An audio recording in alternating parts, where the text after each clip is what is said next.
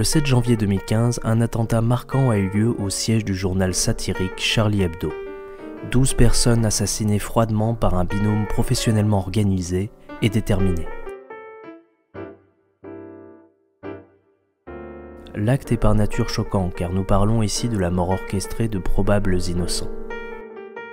C'est donc un motif d'indignation.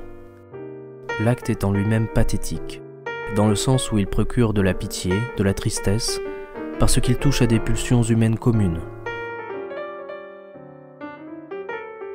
Or, il se trouve que les pulsions et les émotions sont utilisées de manière délibérée pour façonner l'opinion publique, car elles sont communes et ancrées dans tout être humain. Il en découle des principes de manipulation des masses utilisés au quotidien dans la publicité, le marketing, l'information. C'est pourquoi il me semble intéressant de se pencher sur la vague « Je suis Charlie » qui a envahi notre quotidien.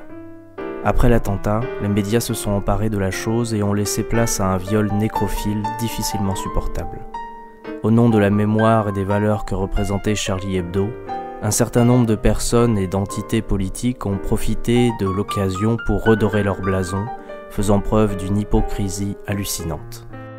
Certains avaient pourtant craché sur les valeurs qu'ils osent aujourd'hui défendre en instrumentalisant la mort des personnes sans aucun scrupule. Philippe Val, pour ne citer que lui, s'est exhibé sur différents médias vendant sa pseudo-tristesse, son indignation face à cet acte contre la liberté d'expression.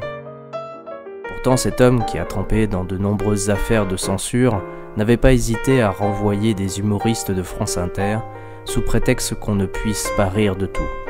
Cherchez l'erreur. Val n'est qu'un politicien parmi tant d'autres, ayant utilisé de manière écœurante, infâme et inhumaine une situation pathétique d'une tristesse affligeante.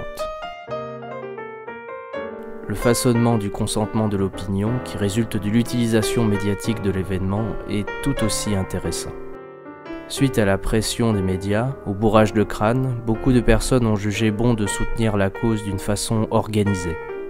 Ceci s'est présenté sous différentes formes allant de la marche silencieuse, présumée républicaine, à l'utilisation de slogans marketing.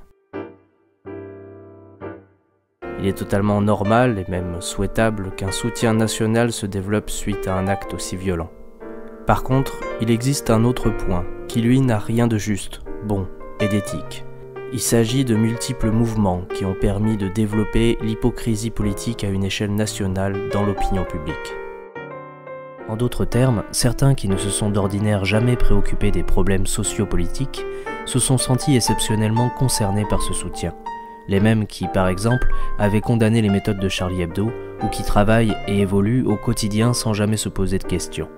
La manipulation a permis de légitimer ces personnes à se revendiquer « Je suis Charlie », leur permettant de se donner bonne conscience. Pourtant, elles n'ont de Charlie que l'aspect grotesque de leurs réflexions, actes et choix de vie, faisant de leur situation une caricature vivante à la Charlie Hebdo. Ces personnes mériteraient de se revendiquer plus proches du mouton que du Charlie, étant donné que leurs actes s'est résumé à suivre le mouvement. Cependant, il faut bien reconnaître qu'en général, un certain nombre de personnes réfléchissent beaucoup aux problèmes politiques, même si parfois ils n'harmonisent pas leurs actes avec leurs pensées, ou que leurs pensées sont influencées par différents théâtres médiatiques. Même s'ils ne sont pas actifs comme Charlie, ils ont affirmé ici un soupçon de conscience politique.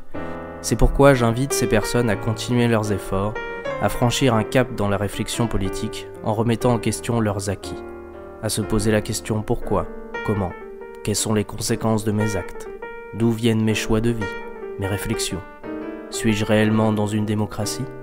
À trouver les réponses ailleurs que dans les médias, qui par définition transmettent la propagande de l'idéologie dominante comparable à de l'intégrisme. À ne pas s'arrêter aux multiples causes d'indignation, toujours plus nombreuses, mais à continuer à se poser la question du pourquoi, comment, afin de trouver la cause qui est à l'origine de la cause de leurs problèmes. Chercher la cause des causes. Si tel est votre cas, vous pouvez être fier d'avoir participé à ce mouvement d'indignation. Mais dans le cas contraire, si ce pseudo-soutien est pour vous quelque chose de passager, un moyen hypocrite de se revendiquer humaniste, en décalage avec vos actes, merci de changer de slogan et d'assumer vos choix de vie en affirmant haut et fort « Je suis un mouton ».